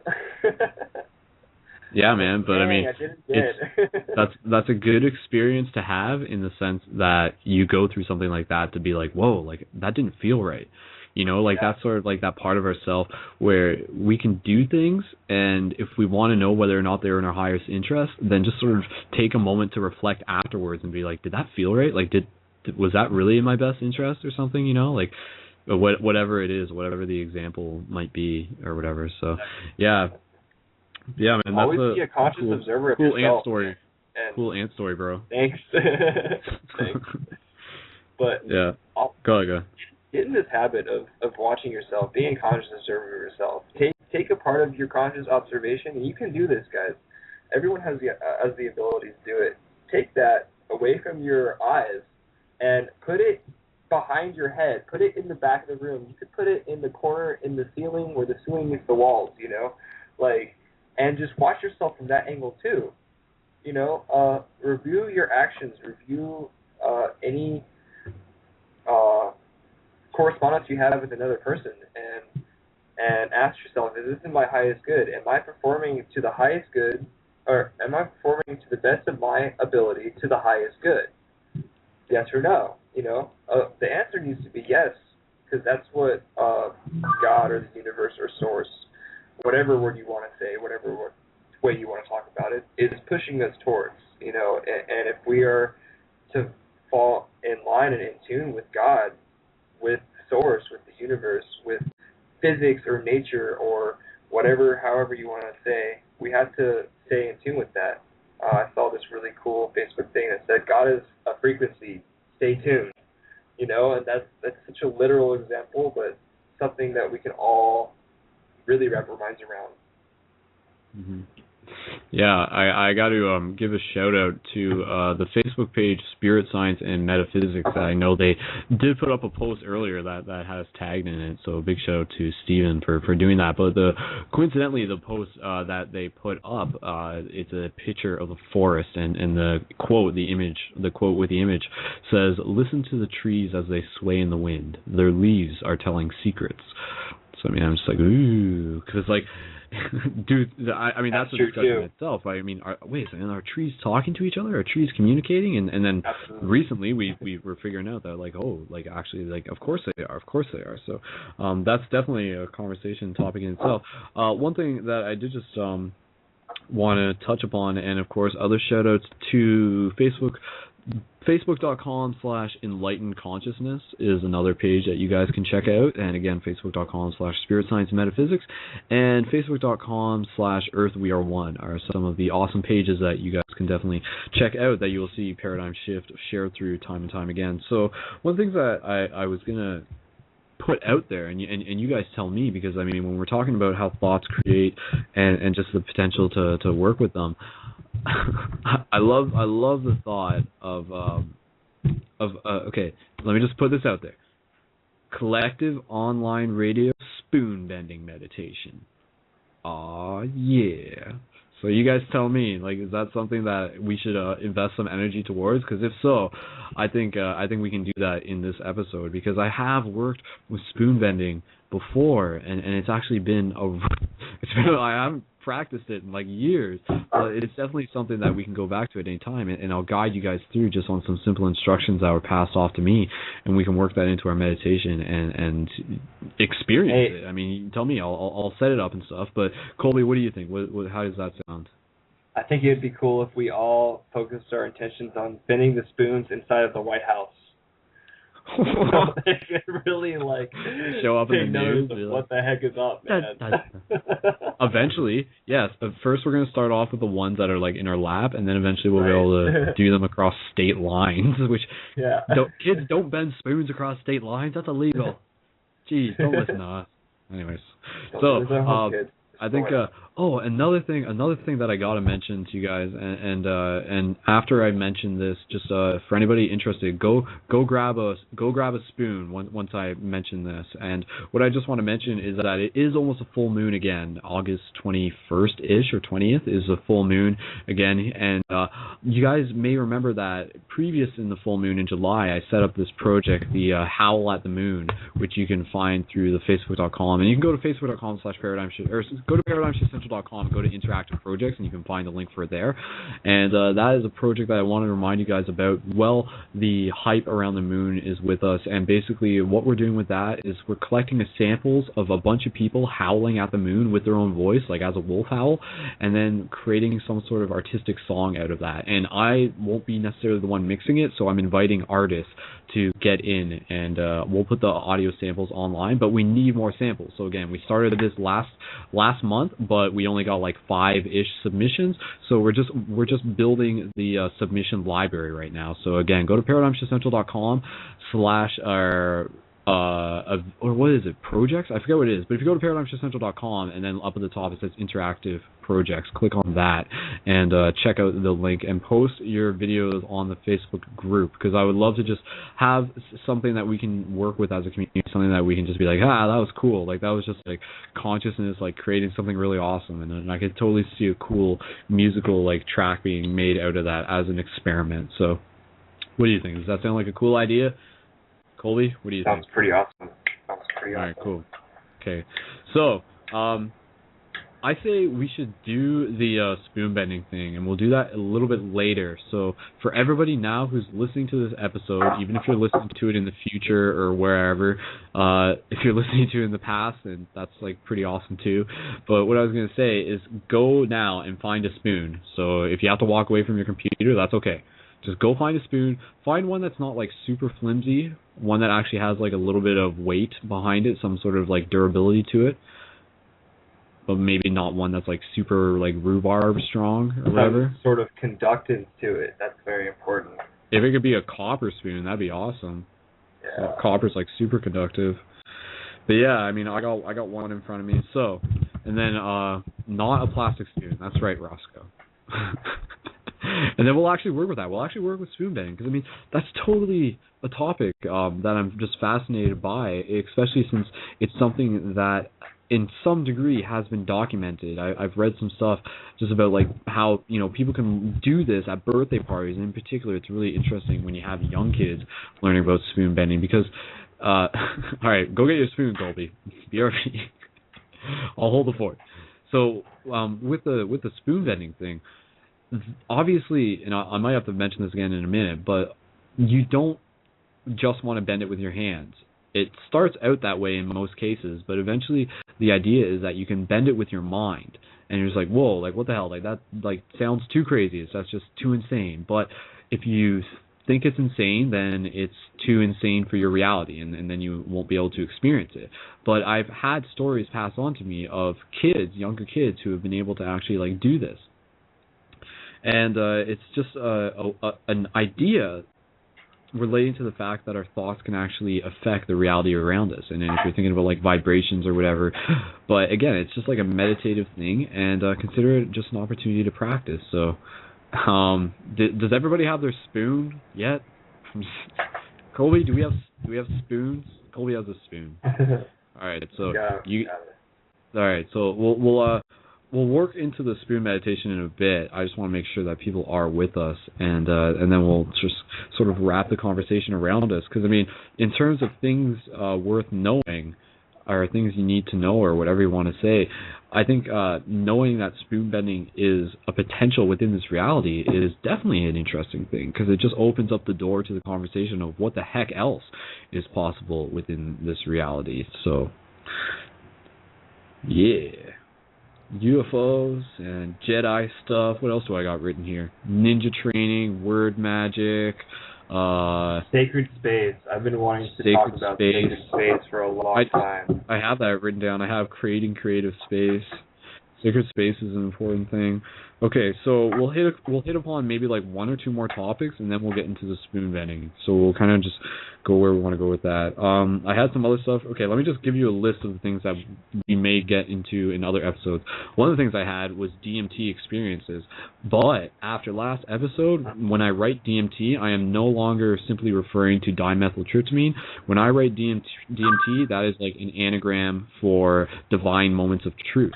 So, like, when I write down in a book DMT experiences, that could be, like, crazy stuff relating to, like, astral experiences or any other sort of, like, way that we just sort of see this reality with the veils of illusion pulled back. And that was another thing that when we were talking about multidimensional reality or understanding multidimensionalness, okay, just let me just go back just for a second. If you were explaining multidimensionalness to a person, because I was talking about how we're multidimensional beyond the present moment in the sense that we exist into the past and the future, and an example of this is like how within our dreams, sometimes we can see our past lives within our dreams, and we can also see future things within our dreams, and that's because like within this dream space, like that's like the energy is running through it that is non-linear as well, and like time is non-local.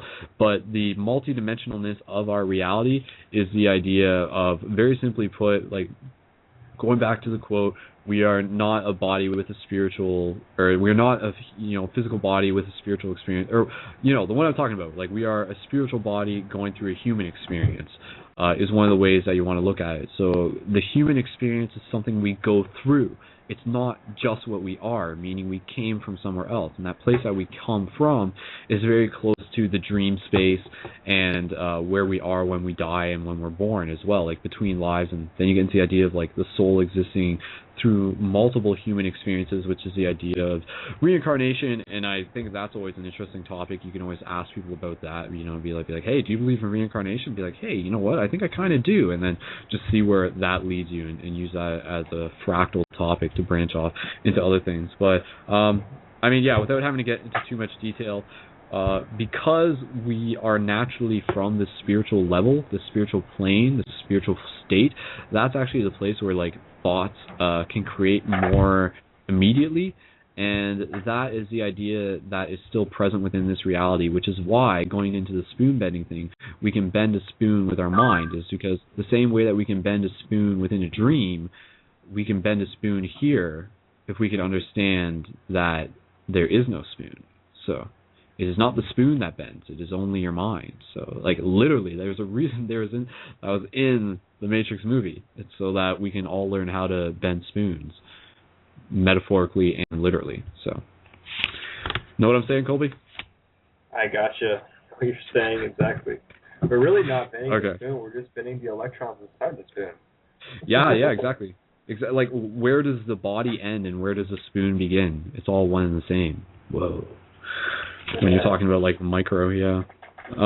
So, yeah, I mean, that was just, I think we covered a lot of ground there, and we can still cover more as we keep going. But, Colby, you tell me, we can jump into the spoon thing in a minute, but what else would you like to mention just in terms of things people should know about this reality and all this paradigm shifty stuff?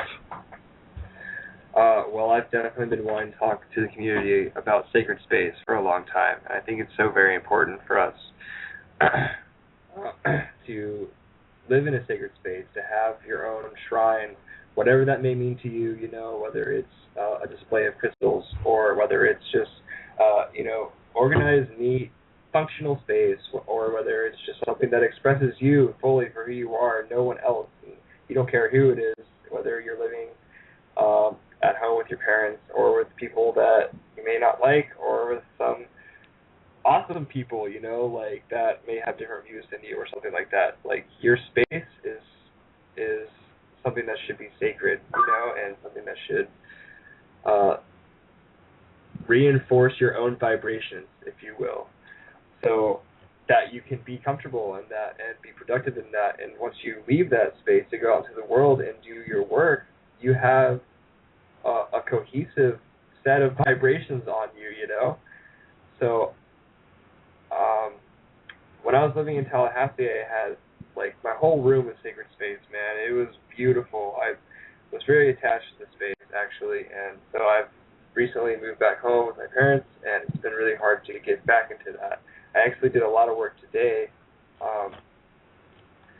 to move myself back into a sacred space environment. My room was just cluttered and messy and all of that, and it just wasn't functional, and I just wasn't happy in it. So I took some lengths to change that, and it's funny because I haven't been totally up on internet stuff lately, just because I've been doing a lot of field work, and also because my space hasn't really been functional.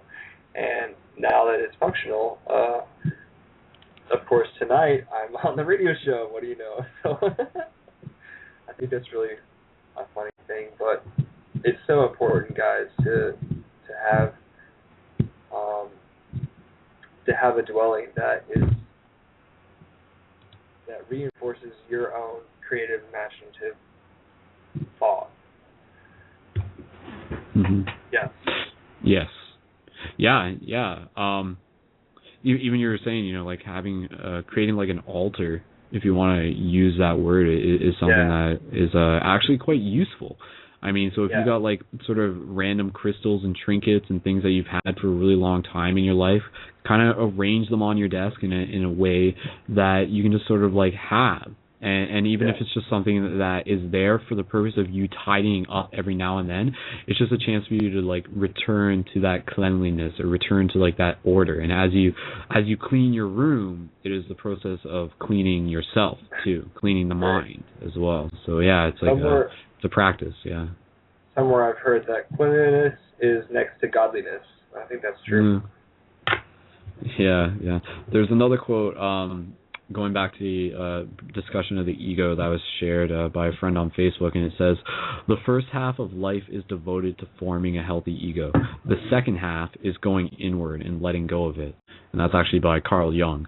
But yeah, I think that's, so we got to let go of the clutter that's in our cells and in our rooms, whatever it is. So again, like sort of look around and be like, does this serve me? And be like, no, it's just like an empty water bottle, so I can probably throw it out, rather than just leave it around. So metaphorically and literally, yes, that's what I said. So of course, don't even use plastic water bottles in the first place. Like those things are just use reusable metal containers. Yeah. Okay, so creative space, very important things people need to know. That'll definitely help them. The other things that I did have on this list, so I'll just read this list off and then we'll get into the spoon bending and maybe we can come back to some of these later. But basically, DMT experiences, divine moments of truth experiences, very important to know that those experiences exist within this reality. If you aren't totally familiar, go back and listen to episode 58. There's a really great episode focused around that. The ability to change language, the ability to use words as magic, ninja training, physicalness is the thing that I wrote just in terms of like temple and, doing what we can to be healthy and live healthy and eat healthy and be aware of what we're making our body into. Just emphasizing on this point, it's a simple thing that you guys can keep mind of is the idea that, we hear this is that our cells in our body or in individual parts of our body replace over time. So, who we are I forget the numbers, but who you are in like 11 years is a completely different set of cells than who you were 11 years ago.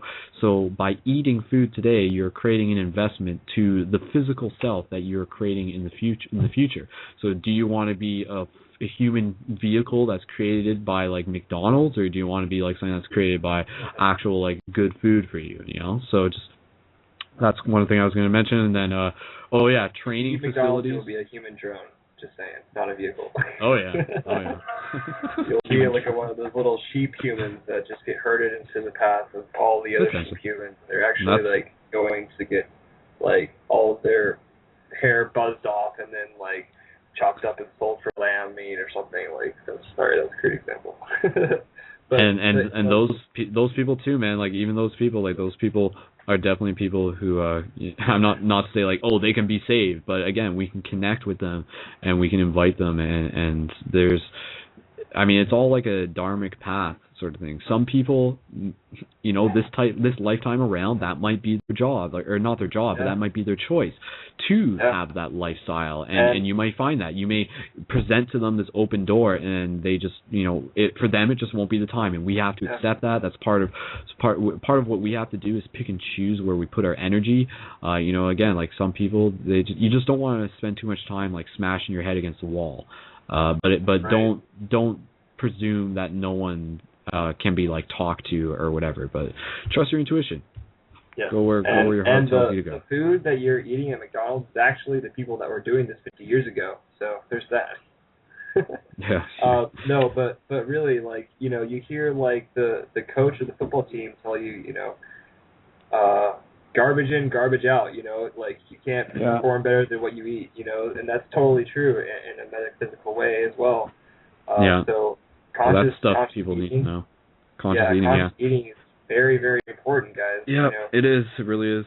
So yeah, paying attention to what you're putting into your body is a thing you need to know. You need to be aware of just how much it actually affects you. Because I mean, I remember when I was younger. When I was younger, I was naive. Like I didn't put two and two together that drinking those like crappy like milkshakes that they sold at like Tim Hortons like weren't actually nutritious for me. I'm like, but they taste really good. Like what? Like what? I don't understand. Like they're part of my daily breakfast. Like what? Like anyways, so things people need to know. Just the last bit of things that I have on my list here, and we can talk more about this in other episodes. Meditation is a whole discussion in itself, but that's what we're getting into now as well.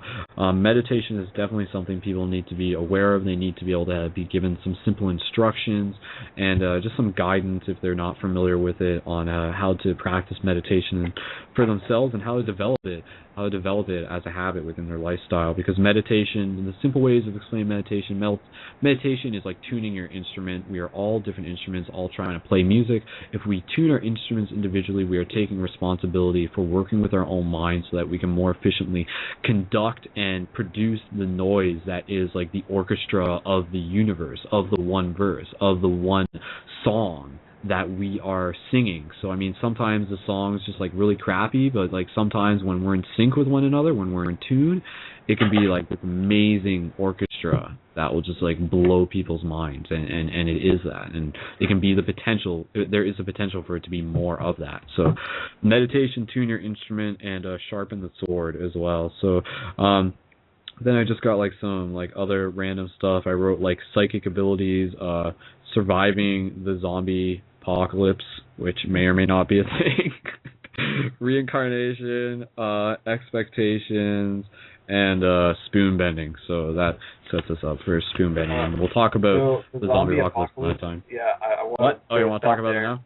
Okay. All right. I just want to throw this out there that Einstein, another thing that Einstein said, because he's brilliant, is something. This is a quote, but it's not verbatim. But something that he said was, our technology is going to transcend the human ability to communicate, and so obviously he's talking about cell phones and not necessarily radio, because it's still like actually us speaking with our mouths, even though we're not in front of the people, but texting or whatever, or like, not that I'm saying texting is bad, it's useful, but you see these people walking around with their face in their screens, like how much time do we spend looking at screens? Right, that zombie apocalypse, yeah. Zombie apocalypse is already upon us. These people are zombies walking around the street. And these are the people that the universe is saying, hey, wake up, like here's this ridiculous sick moment, but you're on your phone, you can't see it. Yeah. And eventually, those people will be able to go up to them and be like, here, check out this awesome button. It's got this awesome website. And then the website will have the awesome encyclopedia, which is under construction. And then they'll be able to get access to all this knowledge in an accessible place and be like, whoa, my paradigms are shifting. Whoa. That's what they'll say. Yes. Okay. And then they'll put that button on their phone. No, just kidding. If they could, put it on their purse or their bag or wherever. You can put buttons everywhere, man. Buttons rock, man. People love buttons. So, all right, okay. Let's move into. It's got a button on it. It's what's pretty that? eye-catching. Nice, man. My buttons are on my hat. It's pretty eye-catching. And on your hat. There's a flower of life. There's the guy meditating. Crystal Perfect. on it. Good stuff. Sweet, man. So ParadigmShiftCentral.com/buttons. Order yours today, and $10 shipping, $1 per button, and which is like an amazing deal. Like you guys have no. If you guys are thinking about it, these buttons that you can buy them individually at like places like your mall for like $5, and here we're providing them for way cheaper so that we can get this they're stuff out awesome, there. By the way, dude. Colby says they're awesome. So yeah, and they're a lot bigger than I thought they would be. They're like really nice 2 buttons. 1/4. Yeah, so they're decent, hefty. You can see them across a bus. So, all right. Okay. I'm just gonna pick out some additional music that will work into our meditation. So, okay. While you're doing that, I did want to say, like, your appearance. Like, anytime that you go out and you're like boarding and setting stuff. up the intention to do consciousness shifting work, like light work, you need to be able to be spotted by someone who is in Yeah. this vibration as well. Like, Yeah. like this button is a huge tool to do that. But also, badge. like, if you have any like consciousness shifting shirts or like, like or necklaces, that's something big. Crystals, if you have anything that you wear, like I've got a chakra crystal with, it's just a clear quartz with, all the chakra stones going up it, and that's like a necklace I wear a lot. Or I have beads. Yeah. I have this thing around my neck. It's a, what are you? You're a turquoise after the copper wire. I haven't taken this off my neck for like 2 months. And I think that's exactly what I have. If I have like a green stone around my neck that's shaped like a wizard, you see it in the movie actually. I think it's it might be turquoise. I don't know. It's green. Nice. Yeah, this is like a green blue, some like ambery gold. But yeah, good stuff. And it actually, I found out turquoise is resonant with the fifth chakra. It helps with the throat vibrations, helps with communication. So, boom, there you go. Boom. There you go. Yeah, no, exactly. Reiterating on what Colby says, things you need to know in terms of this paradigm shifty stuff is that once you start externalizing the internal by like expressing your spirit on the outside, whether it be through your clothing, your style, buttons, or anything else that you got, the universe will take notice. I mean, if you're putting it out there, then the universe will see it, and people will connect with it. And again, you can just use it as like conversation initiators and hack the matrix. Hack the planet! Hack the planet! Hackers of the world, unite. So that's what we're doing. We're hacking the Matrix. And the Matrix is like the system. We are the Skull Babylon. We are the rebirth from within. So, bum bum bum. Cool, epic stuff. All right, let's bend some spoons. I say it's about that time. Right. So, Colby, do you know anything about spoon bending? Not at all. Have you ever done it before? Nope. Okay, all right. So let me set this up for you guys as best as we can, and we'll just see what results we get from it. So at this point, I hope you have grabbed yourself a spoon. If you have not yet, please go get one, and just go. I'll just wait like another 30 seconds. I presume that everybody's got their spoon after that. So with the idea of spoon bending, so it's going back to the idea that our thoughts can affect physical matter. I mean, even the fact that, we're thinking right now, like you can move your fingers, you can move your hand. Like that in itself is like mind over matter. It's like, whoa, like thoughts are like causing this effect where like things are moving.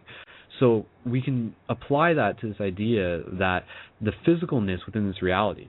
Actually, Colby, I'm just going to mute your mic if that's not a problem. Yeah, that's cool. Okay, cool. So the physicalness within this reality is an illusion, so to speak. And by an illusion, it's basically this idea that it's something that's consistent merely within this dimension, merely within this vibration. So when you go out of the vibration of this density, say if it were in a dream, for example, then you would notice that things are a lot more malleable. Things are a lot more like responding to thoughts that are put out. One second, I'm just getting a drink.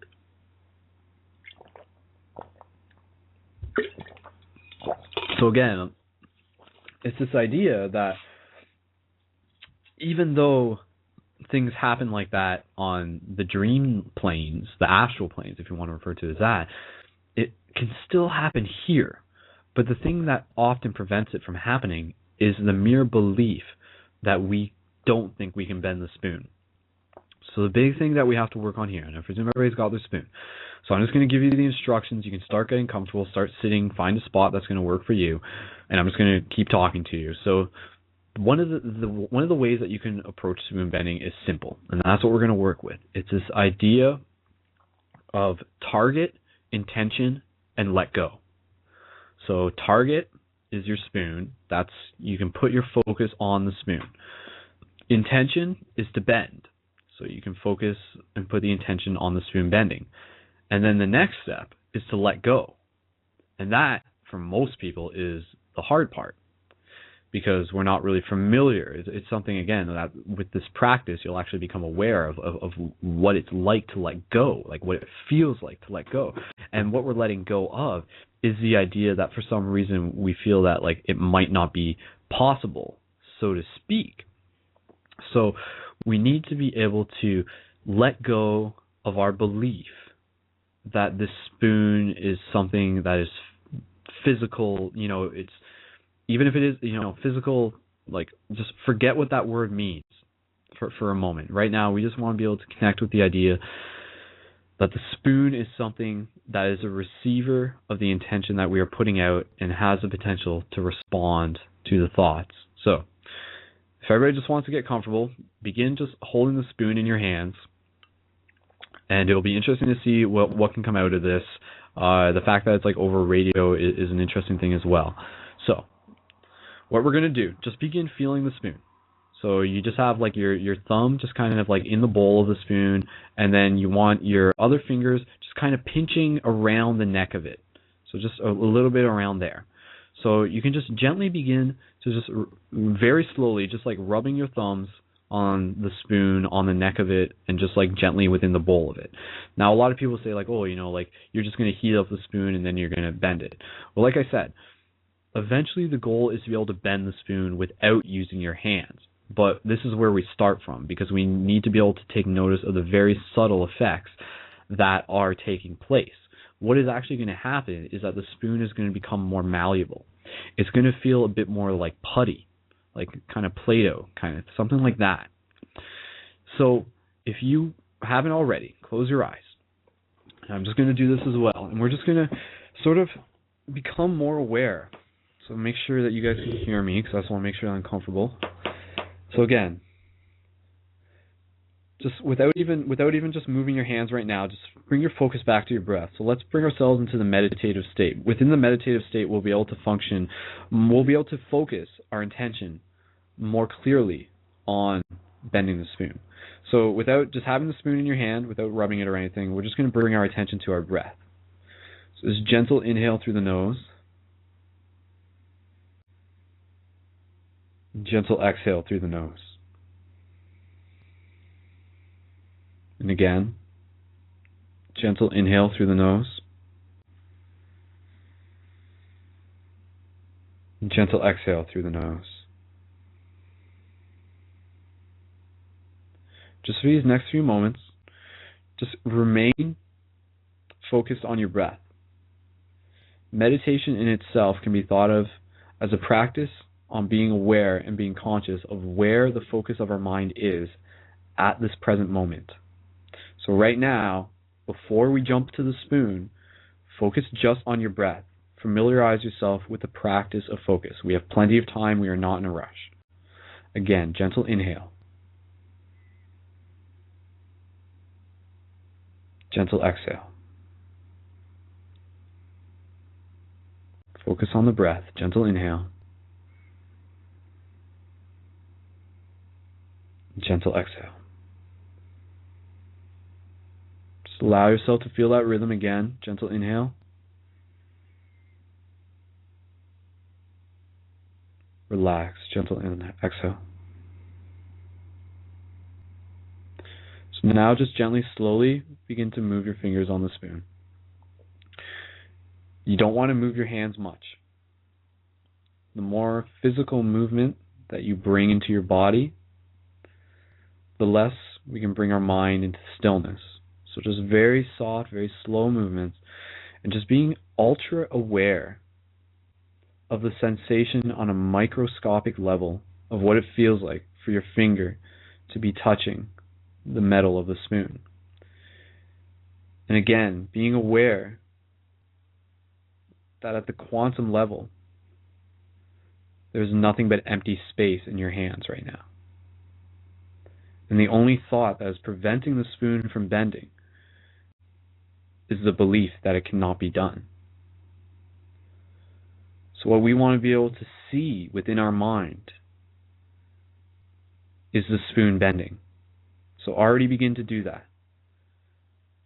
Begin to see the spoon bending in your mind. Begin to feel what that future is like. So again, working with target, the spoon, intention, bend, and then let go. Let go of any preconceived notion. So again, just bring yourself into the intention that you're working with. So you can even repeat to yourself. You can say the word bend. You can say it softly out loud. So you can just be like bend, bend, bend, bend. And what we're going to do here, I'm going to cue up some music, and I want you guys to get deeper into your meditation. And at some point within the next 6 minutes, you're going to become ultra aware, and you're going to follow your intuition, and you're going to know when the right moment is to bend the spoon. But the purpose is to not be able to put too much pressure into it. What you want to be aware of is how minimal you felt the amount of force was that you put into bending the spoon. And the difference between the energy that you felt that you put into it and the fact that it bent is equal to the intentions of our thought, is the theory, is the practice that we are working with. So if you can allow your mind to see the future where the spoon is bending, then you will find that it will take less physical exertion for the bending process to actually occur. So again, just feeling the metal right now, it may still feel like metal. What you want to become aware of is the moment where it begins to feel a little different. Whatever that means to you, it begins to feel like Play-Doh, like putty. And then within that moment, just follow through with your intuition and bend the spoon. Just make it into a nice little knot. You can add a little bit of extra loop into it, depending on how much you felt you have bended. Because part of the theory is that within that moment that it's activated, there's only a short period of time that it's within its effect. So once you start bending, really start bending and see how far you can take it. So again, just allow yourself to focus. I'm just going to play some audio here. And within this next moment of your own meditation, listen to your intuition and wait for that moment where you feel it's the right time to bend the spoon. So again, target, intention, and let go. Remember how to let go. So I'm just going to have a bit of audio in the background. It's not going to be too loud. Focus more on the intention that you're working with. And bend the spoon. Okay, here we go, guys. And we'll come back and we'll talk about our results afterwards. Good luck.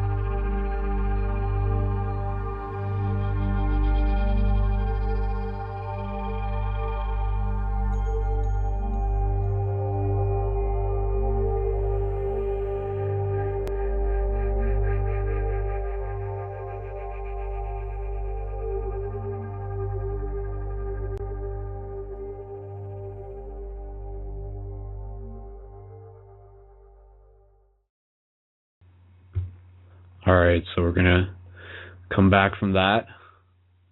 Theoretically, if you've worked with the exercise of doing the spoon bending, then you're probably out of your meditation by now. And if you haven't bent it by now, then I apologize for interrupting. But with only a couple minutes left in the show, and literally like 90 seconds, because we've been jam-packed to the rim with exciting content here. If you guys want to post in the live chat what that experience was like for you, or even just leave a comment about it on the show links, or just the show info on Blog Talk Radio or on Facebook or wherever.